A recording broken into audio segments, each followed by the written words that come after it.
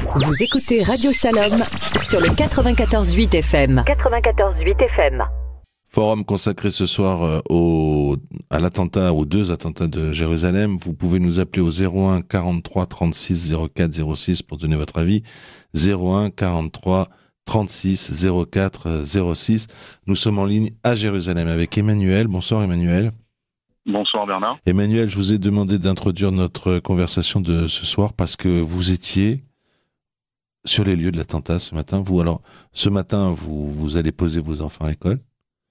Et puis, oui, tout d'un coup, le drame. Vous entendez l'explosion ou bien non, vous voyez les voitures, les ambulances? Comment ça se passe?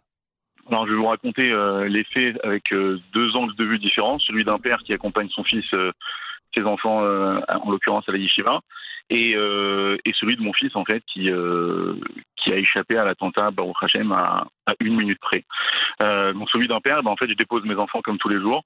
Le premier, je le dépose à la fameuse station de bus où il y a eu l'attentat, donc ce qu'on appelle Sommet Ramot, donc à la sortie du quartier de Ramot à Jérusalem. Et ensuite, je continue ma route pour ceux qui connaissent le sort de périphérique en fait de Jérusalem qui s'appelle Begin. Et au moment où je rentre dans Begin, on entend à la radio, donc les programmes sont interrompus, on annonce un attentat qui a eu lieu donc à Givat Shaoul, donc dans une station qui est très connue. Et au moment où la radio annonce ça, moi je lève la tête parce qu'en fait on passe presque sous un pont où s'est déroulé l'attentat. Effectivement, je vois les ambulances, la panique, etc. Donc au moment excusez-moi Emmanuel de vous interrompre, ce qui est terrible, c'est que vous entendez à la radio l'attentat de Givat Shaoul, vous êtes à Ramot, vous levez les yeux et vous avez un attentat en face de vous. Exactement. Donc dans l'autre endroit. Dès que je rentre sur Begin, on voit l'attentat juste au-dessus. Je continue ma route et j'arrive 10 minutes plus tard à Arnov, là où je dois déposer mon fils à la yeshiva. Au moment où je dépose ma voiture, où je me gare pour pouvoir le déposer, là, les programmes sont de nouveau interrompus à la radio et on annonce cette fois-ci une explosion à Ramot. Et là, mon cœur bat parce que j'habite à Ramot et je viens de déposer mon fils, et ils annoncent l'explosion à la station de Sommet Ramot, là où j'ai déposé mon fils 10 minutes auparavant. Même pas. Et donc, quand il y a 10 minutes, je l'ai déposé, il n'y avait absolument rien. Et 10 minutes plus tard, j'entends qu'il y a quelque chose. Vous comprenez que j'ai de quoi m'inquiéter. Donc, je l'appelle et il ne me répond pas une fois, il ne me répond pas 2 fois. Donc, imaginez la panique. Et au bout de la 3e fois, il me décroche et il me dit effectivement, il y a eu quelque chose. Il y a eu un gros bruit. J'ai bien avancé. Baruch Hashem, tout va bien. J'arrive bientôt à l'école. Donc, je suis beaucoup plus rassuré. Mais croyez-moi qu'à ce moment-là, on se fait tous les films et on imagine le pire. C'est l'horreur. Chaque sonnerie de téléphone, votre sang ne fait qu'un tour. Absolument, absolument. Et en fait, là, à la fin de la journée, donc j'ai essayé de prendre de ses nouvelles durant la journée pour savoir comment il allait, donc tout allait bien.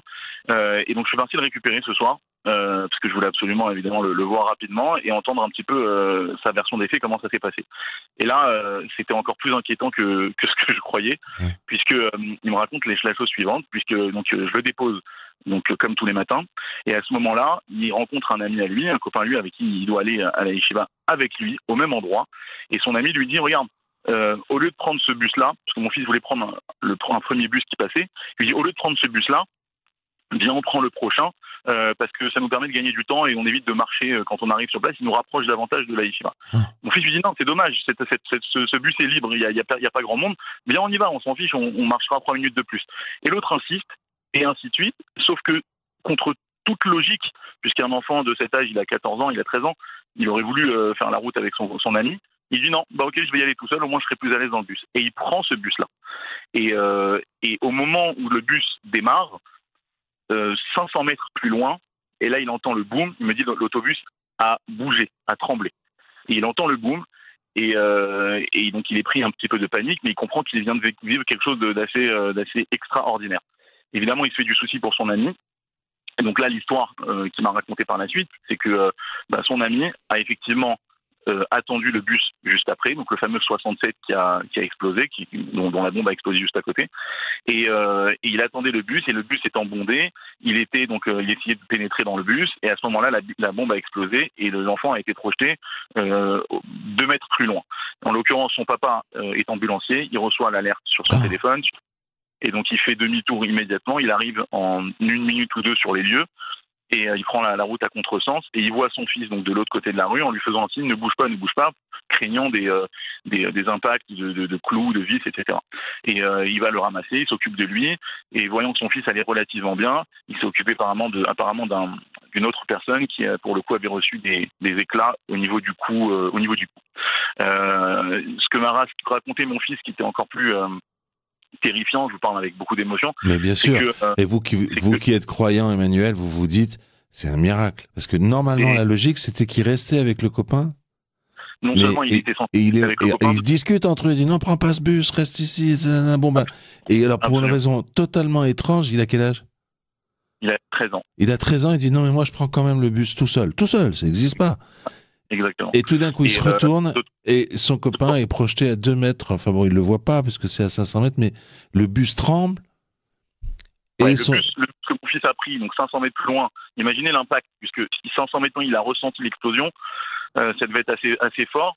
En tout cas, 500 mètres plus loin, mon fils dans le bus ressent, entend le boom, il me dit que le bus a tremblé. Et pour revenir à ce que vous disiez, c'est que la veille ou l'avant-veille, la même scène s'était reproduite et mon fils, son ami, avait aussi insisté pour venir dans le deuxième bus. Mon fils a accepté, a pris ce deuxième bus. Donc là, il me dit, c'est vrai, papa, j'ai pas compris pourquoi j'ai refusé de partir avec lui aujourd'hui, mais j'ai pris le premier bus. Et ce qui m'a choqué davantage, c'est que il y a eu effectivement dans cet attentat, il y a quasiment pas eu de victimes, il y a eu 2 blessés légers, mais là aussi il y a eu un miracle extraordinaire. C'est une station qui est particulièrement bondée le matin. Il y a environ 150-200 personnes où il y a la station en elle-même avec sa structure et un banc pour pouvoir faire patienter les quelques personnes. Mais il y a surtout en fait 200 personnes qui débordent d'un bout à l'autre sur environ 50 mètres au niveau de la station.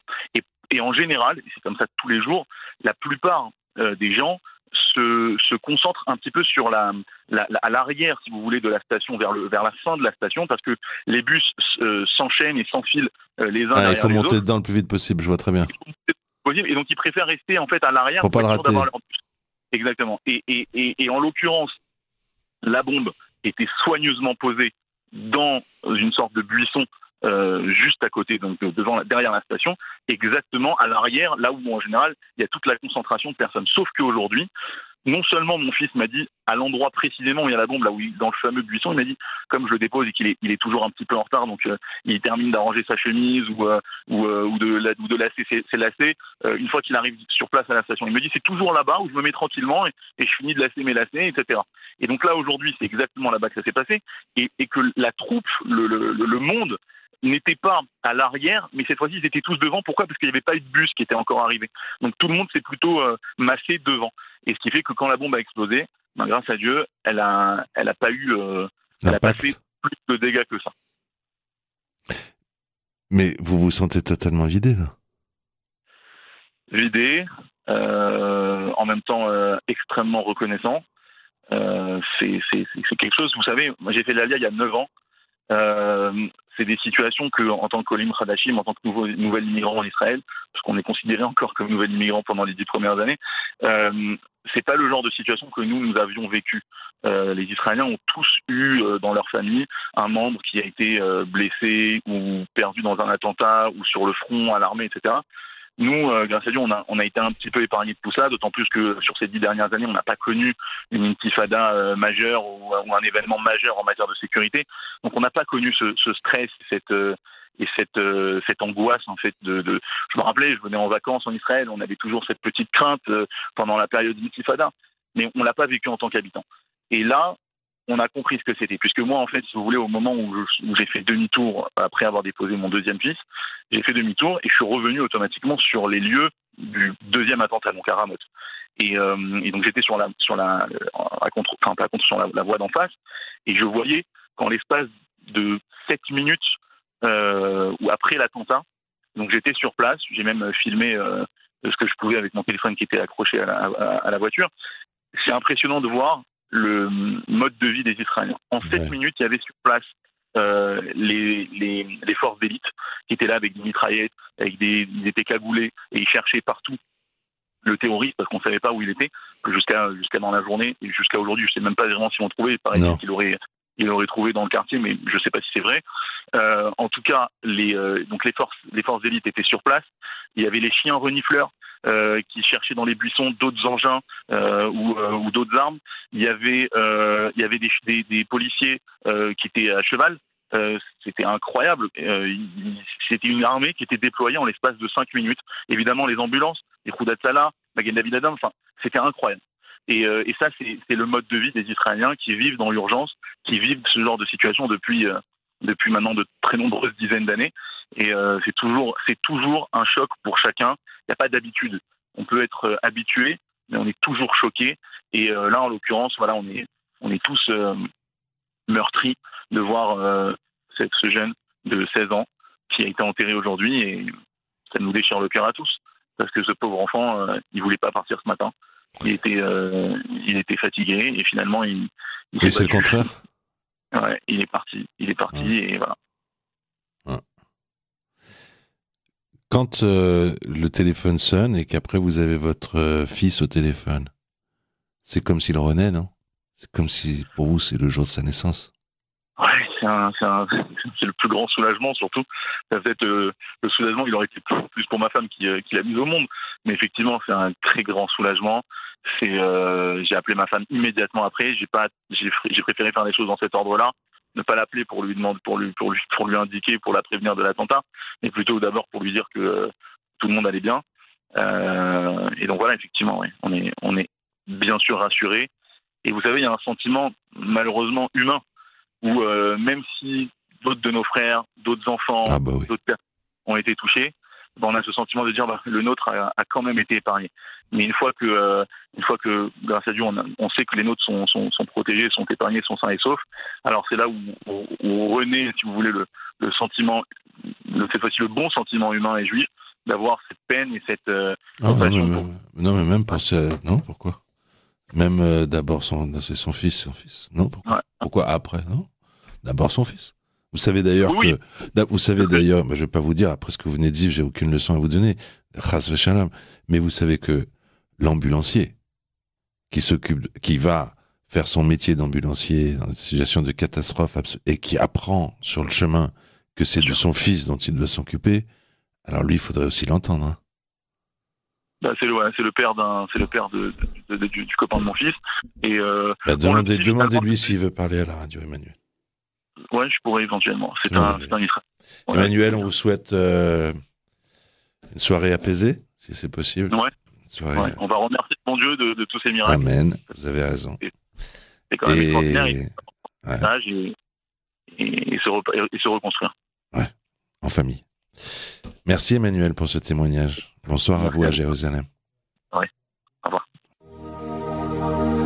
Sur votre téléphone portable, retrouvez-nous en téléchargeant l'application Radio Shalom ou en cliquant sur radioshalom.fr.